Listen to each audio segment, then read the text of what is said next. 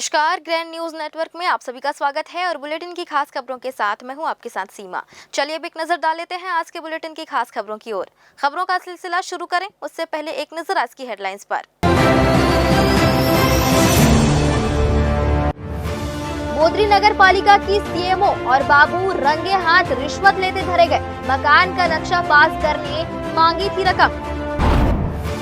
Tyre फटने से अनियंत्रित हुई वाहन सरपंच के घर में जा घुसी। इससे पहले बाइक को मारी ठोकर 2 सगे भाई गंभीर। खनिज माफियाओं पर विभाग का नहीं रहा नियंत्रण। हर दिन अवैध खनन और परिवहन के मामलों में हो रही कार्रवाई। सरकारी खरीदी केंद्रों में खपाने के लिए अवैध तरीके से इकट्ठा किया गया धान जब्त। बिचौलियों पर है प्रशासन की टेढ़ी नजर।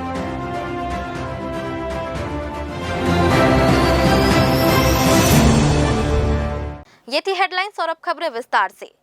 बिलासपुर जिले की सबसे ज्यादा चर्चा में रहने वाली नवनिर्मित नगर पालिका बोदरी एक बार फिर सुर्खियों में है, लेकिन इस बार वजह विकास नहीं बल्कि भ्रष्टाचार का बड़ा खुलासा है। देखिए क्या है पूरा मामला। नगर पालिका बोदरी में बुधवार को एंटी करप्शन ब्यूरो ने कार्रवाई करते हुए रिश्वतखोरी के एक खेल को बेनकाब कर दिया। एसीबी की टीम ने बुधवार को छापा मारकर उप अभियंता KN उपाध्याय के बाबू सुरेश सिहोरे को भवन का नक्शा पास कराने के बदले रिश्वत लेते हुए रंगे हाथ गिरफ्तार किया। इतना ही नहीं, इस मामले में सीएमओ भारती साहू को भी गिरफ्तार कर एसीबी की टीम ने कोर्ट में पेश कर दिया। जानकारी के मुताबिक पीड़ित से नक्शा पास कराने के एवज में लगातार रिश्वत की मांग की जा रही थी। परेशान होकर पीड़ित ने एसीबी से शिकायत की। शिकायत की पुष्टि के बाद एसीबी ने पूरी योजना के साथ जाल बिछाया। जैसे ही रिश्वत की रकम दी गई, एसीबी की टीम ने मौके पर दबिश देकर दोनों आरोपियों को पकड़ लिया। बताया जा रहा है कि 50,000 रुपए की रिश्वत लेते हुए यह कार्रवाई की गई। इस कार्रवाई से नगर पालिका कार्यालय में हड़कंप मच गया। एसीबी ने मौके से कई अहम दस्तावेज जब्त किए हैं और पूछताछ का दायरा बढ़ा दिया गया है।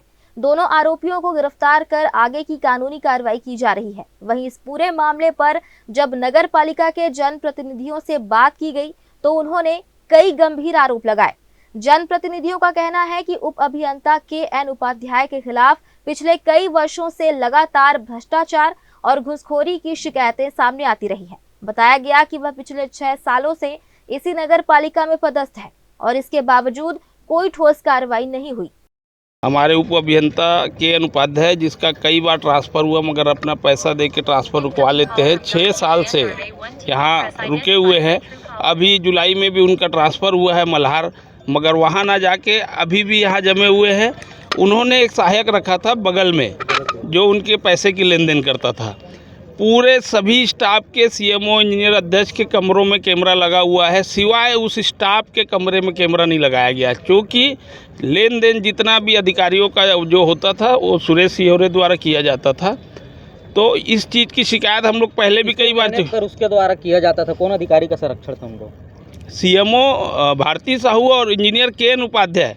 मेन KN उपाध्याय का ये सहायक था, उसके लिए लेन देन करता था। वो जो सीएमओ इंजीनियर दोनों आपस में बांटते थे। इसकी शिकायत हम लोग कई बार किए, मगर देर आए दुरुस्त आए, भगवान ने इनकी सजा दे दी। यहाँ पे इतने लोग मनमानी पैसे से तंग आ गए थे, कई लोग शिकायत करते थे, मगर इनके ऊपर कभी कोई कार्रवाई नहीं होती थी। कितने रुपए की राशि है, कुछ जानकारी? लगभग 50,000 रुपये मेरी जानकारी में आए हैं। 50,000 गिनते हुए लिए हैं। जनप्रतिनिधियों ने यह भी आरोप लगाया कि इंजीनियर और सीएमओ ने एक एजेंट के रूप में सुरेश सिहोरे को बिठा रखा था, जो लोगों से पैसे वसूलता था। हालांकि उन्होंने यह भी कहा कि मुख्य आरोपी अब भी बच निकला है और इस पूरे खेल में छोटे कर्मचारियों को मोहरा बनाया गया। वहीं जब इस मामले में इंजीनियर KN उपाध्याय से सवाल किए गए तो उन्होंने गोलमोल जवाब देते हुए अपनी किसी भी तरह की भूमिका से इनकार किया। बता दूंगा। अभी हमें आपके सहायक है, बताया अभी हमको खुद नहीं मालूम है। आपके सहायक आपको नहीं मालूम? कौन? अरे वो कार्यालय का कर्मचारी है, बताया जा रहा है। अब तो जाने दोगे? कार्यालय का कर्मचारी है, जो पूछना है आप बाद में मैडम से हैं। आपकी क्या भूमिका? किस में? ये जो अभी छापा पड़ा है। मेरी क्या भूमिका है? मेरी कुछ भूमिका होती तो हमें बुलाते ना। वो आपके नीचे का वो कर्मचारी, आपको कुछ भी जानकारी नहीं? तो कर्मचारी है तो कर्मचारी को बुला रहे हैं, पूछ रहे हैं। आपसे पूछताछ नहीं है? आपसे पूछताछ हुई कि नहीं? नहीं, इसमें हमारा कोई टिप्पणी नहीं है। अच्छा, आपका नाम बता दीजिए। नहीं बता पाएंगे भाई, अभी आप जाके आधा घंटा बाद आधा घंटा कहीं आप भी इसमें शामिल अरे हैं? कर्मचारी हो तो आप खुद ही पता कर लिए होगे सब भाई। हमको जबरदस्ती आप क्यों डाले जा रहे हो कि मेरे को जबरदस्ती बोलो? सहायक है बताया जा रहा है ना, पढ़ी नहीं नहीं, कौन? वो जो पकड़ाया कार्यालय का कर्मचारी है भाई। आपका सहायक नहीं है? अरे तो मेरे तो 2-3 सहायक है। आखिर आपके सहायक है कि नहीं? 2-3 सहायक रहते हैं। बाबू है। अब बड़ा सवाल यही है, क्या यह कार्रवाई सिर्फ शुरुआत है या फिर भ्रष्टाचार की जड़ तक पहुंच पाएगी? बोदरी नगर पालिका में सालों से चले आ रहे इस खेल पर अब पूरे जिले की नजरें टिकी हुई हैं। ग्रैंड न्यूज के लिए कैमरामैन राहुल ठाकुर के साथ भारतेंदु कौशिक की रिपोर्ट। बिलासपुर के बोदरी नगर पंचायत में नक्शा पास कराने के नाम पर चल रहे भ्रष्टाचार का बड़ा खुलासा हुआ है। सरकंडा नूतन चौक निवासी वेदराम निर्मलकर ने नगर पंचायत में लगातार हो रही घूसखोरी की शिकायत एंटी करप्शन ब्यूरो से की थी। आरोप था कि उनकी जमीन पर मकान निर्माण के लिए नक्शा पास कराने बाबू सुरेश सिहोरे ने निर्धारित शुल्क और डिमांड ड्राफ्ट लेने के अलावा अलग से 15,000 रुपए रिश्वत की मांग की थी। शिकायत की गंभीरता को देखते हुए एसीबी ने पूरे मामले की जांच की, जिसमें रिश्वत मांगने की पुष्टि होने पर 15,000 की रकम सौदेबाजी के बाद 12,000 तय कराई गई। पूर्व निर्धारित योजना के मुताबिक 17 दिसंबर को शिकायतकर्ता रकम लेकर नगर पंचायत पहुंचा, जहां जैसे ही बाबू ने रिश्वत स्वीकार की, पहले से तैनात टीम ने दबिश देकर बाबू सुरेश सिहोरे और सीएमओ भारती साहू को रंगे हाथ गिरफ्तार कर लिया। बरामद रकम जब्त करते हुए दोनों को तुरंत हिरासत में लिया गया। कार्रवाई के बाद पूरे नगर पंचायत में हड़कंप मच गया और कर्मचारियों में अफरा तफरी का माहौल बन गया। एसीबी ने आरोपियों के खिलाफ भ्रष्टाचार निवारण अधिनियम 1988 की धारा 7 के तहत केस दर्ज कर कोर्ट में पेश किया है, जहां आगे की कानूनी प्रक्रिया जारी है। बिलासपुर में शिक्षा विभाग से जुड़ा एक कथित ऑडियो वायरल होने से हड़कंप मच गया है। यह ऑडियो बिल्हा बीईओ कार्यालय से जुड़ा बताया जा रहा है, जिसमें मेडिकल बिल पास कराने के बदले पैसों की मांग किए जाने का आरोप लगाया जा रहा है। वायरल वीडियो में 2 कर्मचारियों के बीच बातचीत रिकॉर्ड होने का दावा किया जा रहा है, जिसमें रुपए नहीं देने पर फाइल दबाने की धमकी देने और फर्जी मेडिकल बिल पास कर असली बिल गायब करने जैसे गंभीर आरोप सुनाई दे रहे हैं। बताया जा रहा है कि यह मामला लाखों रुपए के फर्जी मेडिकल बिल से जुड़ा हुआ है और इससे पहले भी इसी तरह का मामला सामने आ चुका है। फिलहाल ग्रैंड न्यूज इस वीडियो की पुष्टि नहीं करता, लेकिन मामला सामने आने के बाद विभागीय कार्यप्रणाली पर सवाल खड़े हो गए हैं और निष्पक्ष जांच की मांग तेज हो गई है। अरे सुन, क्या कर रही है? हेलो, प्रणाम। सुनना, वो जो अर्चना मिश्रा है ना, फोन करेगी ना तो बोलना भी मेडिकल बिल नहीं मिला है, ठीक है? सुनना, उससे मैं बात किया था तो वो बोलती है मैं सीएमओ में 10,000 दे दी, इधर ऑफिस में 10,000 दे दी। तो हम लोग की मूर्ख हैं जो खोज के उसका बना के भेजेंगे और डी ऑफिस आवंटन लाएंगे और वो पैसा लेके भाग जाएगी, है ना? पहले वो देखते हैं, ऋषि पटेल का ही भेजते हैं फिर कल, है ना? ठीक, वो पूछेगी तो बोलना मेरे को नहीं मालूम, है ना? बोल देना हम डीओ में भेज दिए थे, बिल की कॉपी कहाँ ये ले रहे हो कि नहीं मिल रही। ठीक ठीक बेटा, ओके। फिलहाल वक्त हो चला एक छोटे से ब्रेक का। ब्रेक के बाद भी खबरें जारी रहेंगी, बने रहिए ग्रैंड न्यूज नेटवर्क के साथ। जहजया प्राइवेट ITI NCVT से मान्यता प्राप्त एंड ISO सर्टिफाइड 10वीं पास विद्यार्थियों के लिए 2 year electrician course, OPA 1 year course, computer operating and programming assistant course, best classroom facility, admissions open. जहजया private ITI, riverview colony, Koni, Bilaspur, Chhattisgarh. Break के बाद आप सभी का स्वागत है। बिलासपुर जिले के सीपत थाना क्षेत्र से एक दिल दहला देने वाली खबर सामने आई है। बुधवार सुबह तेज रफ्तार हरिहर वाहन का टायर फटने से वाहन अनियंत्रित होकर सड़क किनारे स्थित सरपंच के घर में जा घुसा। इसी दौरान सामने से आ रही बाइक को जोरदार टक्कर मार दी, जिससे बाइक सवार 2 सगे भाई गंभीर रूप से घायल हो गए। फिलहाल दोनों घायलों का सिम्स अस्पताल में इलाज जारी है, जहां उनकी हालत नाजुक बताई जा रही है। रतनपुर थाना क्षेत्र के ग्राम परसदा लखराम निवासी करण केवट और उनके छोटे भाई कौशल केवट बुधवार सुबह बाइक से रिश्तेदार के घर मटियारी जा रहे थे। करीब 9 बजे सीपत बिलासपुर मार्ग पर हरिहर वाहन का आगे का टायर फट गया। टायर फटते ही वाहन अनियंत्रित होते हुए सरपंच सतीश केसर के घर के आंगन में घुस गया। इससे पहले सामने से आ रही बाइक को जोरदार टक्कर मार दी। हादसे के बाद दोनों भाई सड़क पर दूर जा गिरे, जिससे वे गंभीर रूप से घायल हो गए। सीपत थाना क्षेत्र के मटियारी ग्राम के पास आज सुबह एक कार दुर्घटना ग्रस्त हुई है, जिसमें रतनपुर थाना क्षेत्र के दो भाई करण केवट और उसका छोटा भाई दोनों अपनी हरियर कार से जा रहे थे। अचानक गाड़ी का टायर बर्स्ट होने से कार जो है अनियंत्रित होकर मटियारी के सरपंच के घर में घुस गया, जिसमें दोनों भाइयों को चोट आई। पुलिस के द्वारा दोनों भाइयों को प्राथमिक उपचार हेतु अस्पताल में भर्ती कराया गया तथा मामले में अग्रिम वैधानिक कार्रवाई की जा रही है। घटना के बाद मौके पर अफरा तफरी का माहौल बन गया। स्थानीय लोगों ने तुरंत घायलों को सीपत अस्पताल पहुंचाया, जहां प्राथमिक उपचार के बाद उन्हें सिम्स रेफर किया गया। सूचना मिलते ही सीपत पुलिस मौके पर पहुंची और हरिहर वाहन के चालक को गिरफ्तार कर लिया। ग्रैंड न्यूज के लिए कैमरामैन राकेश मिश्रा के साथ पिंटू दुबे की रिपोर्ट।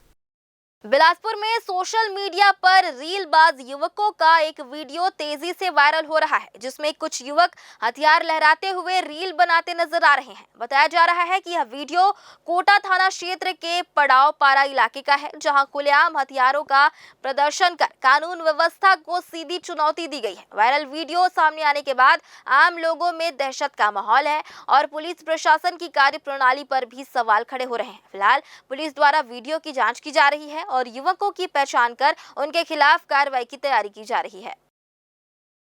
ग्रैंड न्यूज में वायरल हथियार वीडियो और मारपीट की घटना को प्रमुखता से दिखाए जाने के बाद पुलिस ने कड़ी कार्रवाई की है। कोटा थाना क्षेत्र में राम मंदिर चौक के पास हुए विवाद के बाद कुछ युवकों ने देर रात एक युवक के घर में घुसकर धारदार हथियारों से हमला किया था, जिससे युवक और उसके चाचा को गंभीर चोटें आई। इसके बाद युवकों ने पड़ाव पारा काली मंदिर के पास हथियार लहराते हुए वीडियो बनाया और उसे सोशल मीडिया पर वायरल कर दहशत फैलाने की कोशिश की। ग्रैंड न्यूज की खबर का असर साफ दिखा जब प्रकरण में गंभीर धाराओं व आर्म्स एक्ट के तहत अपराध दर्ज कर त्वरित कार्रवाई करते हुए 24 घंटे के अंदर 2 आरोपियों को गिरफ्तार कर लिया गया। पुलिस ने आरोपियों से 2 मुहा तबली, पाइप व अन्य हथियार भी बरामद किए। वहीं एक नाबालिग की संलिप्तता सामने आने के बाद अलग से प्रक्रिया शुरू की गई है। अन्य आरोपी अभी फरार हैं, जिनकी तलाश की जा रही है।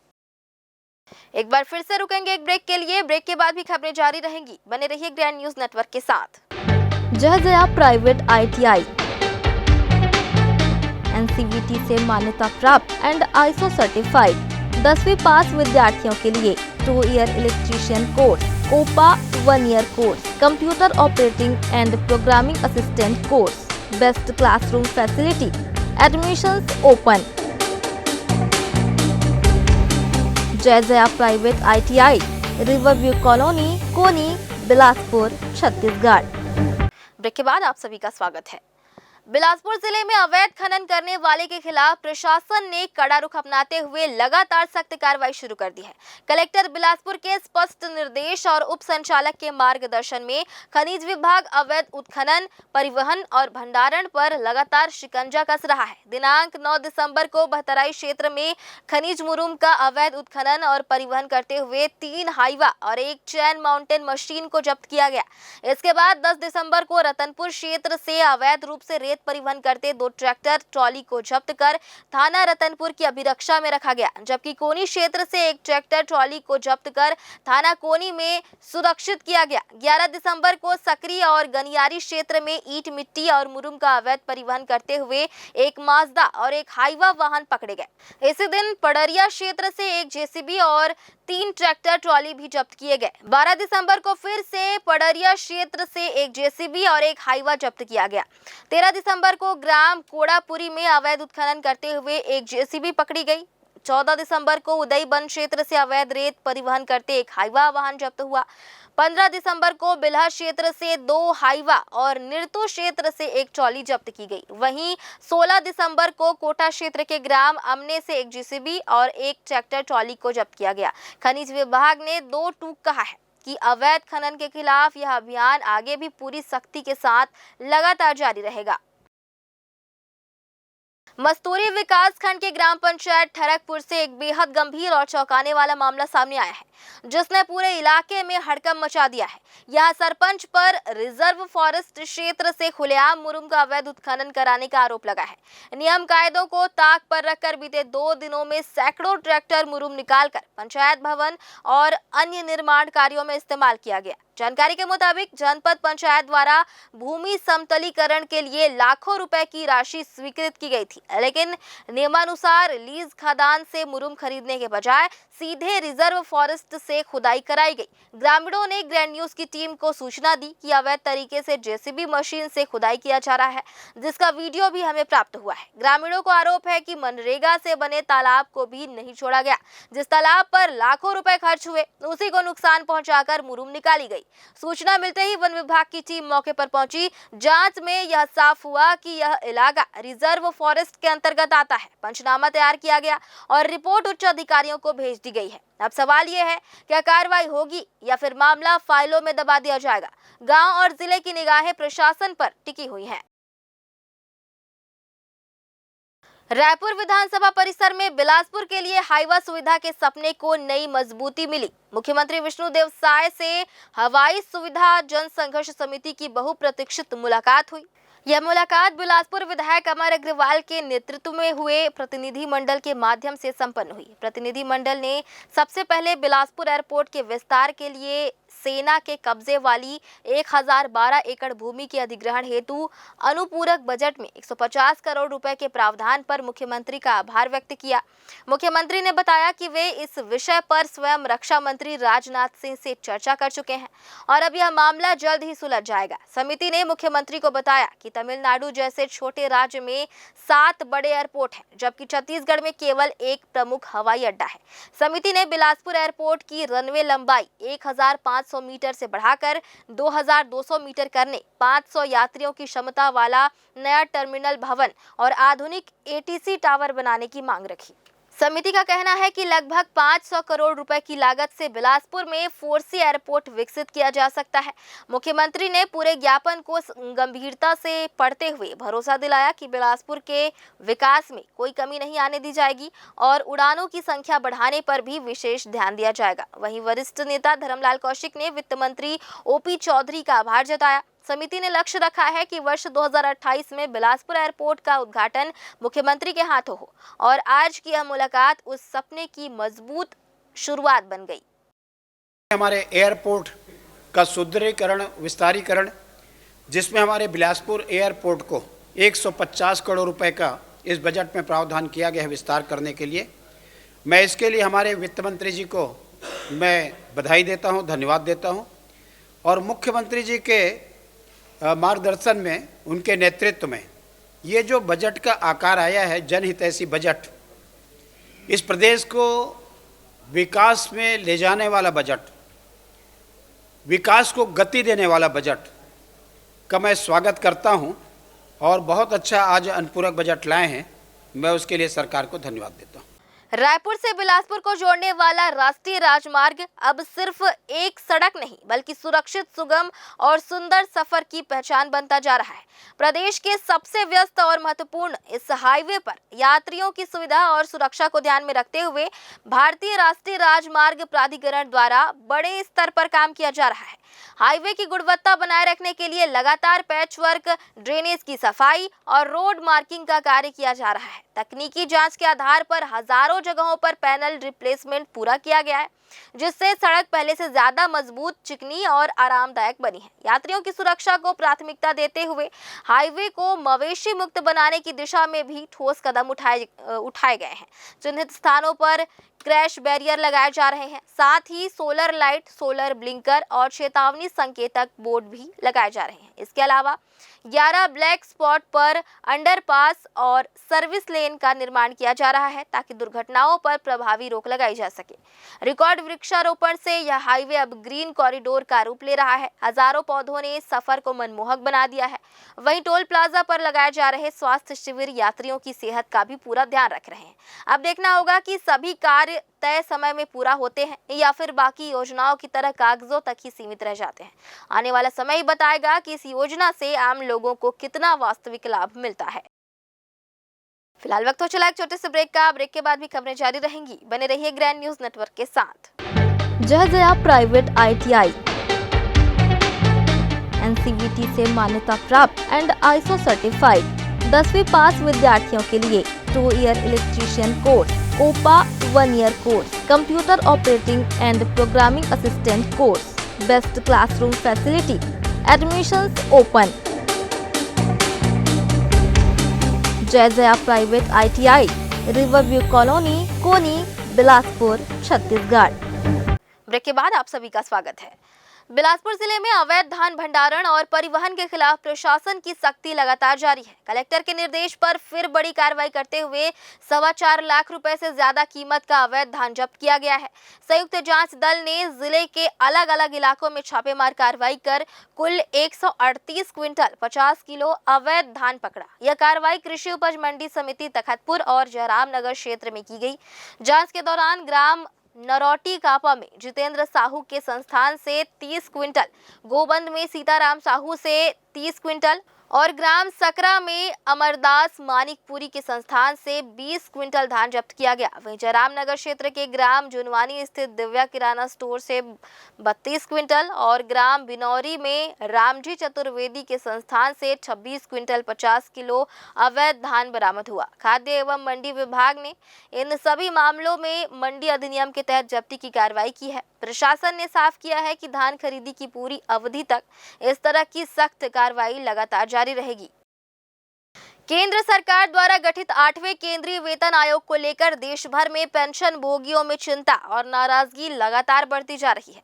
हाल ही में केंद्रीय वित्त मंत्रालय के व्यय विभाग द्वारा जारी अधिसूचना ने लाखों मौजूदा पेंशनरों को गहरी निराशा दी है। इस अधिसूचना के अनुसार 1 जनवरी 2026 से पहले सेवानिवृत्त हुए पुरानी पेंशन योजना के अंतर्गत आने वाले पेंशनरों की पेंशन के पुनरीक्षण को 8वें वेतन आयोग के दायरे से बाहर कर दिया गया है, जबकि इससे पहले बने सभी वेतन आयोगों में सेवारत कर्मचारियों के साथ साथ उस समय के पेंशन भोगियों की पेंशन में भी संशोधन किया जाता रहा है। पेंशनरों का साफ कहना है कि पेंशन कोई कृपा नहीं बल्कि वर्षों की ईमानदार सेवा के बाद मिलने वाला वैधानिक अधिकार है।